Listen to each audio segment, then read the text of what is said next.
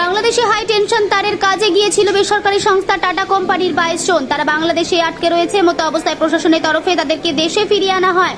এদিন বুধবার 22 জনের মধ্যে 19 জনকে ভারতে ফিরিয়ে আনা হয়েছে। বাকি 3 জনকে কিছুদিনের মধ্যে নিয়ে আসা হবে দেশে। বিএসএফ এবং বিজিবি দুই পক্ষের সহযোগিতায় 19 জনকে ভারতে প্রবেশ করে। এদিন হিলি ইমিগ্রেশন চেকপোস্ট দিয়ে ভারতে প্রবেশ করে 19 জন। পাশাপাশি এদিন স্বাভাবিকভাবে চলছে রপ্তানি ও আমদানি, সাথে চলছে পারাপার।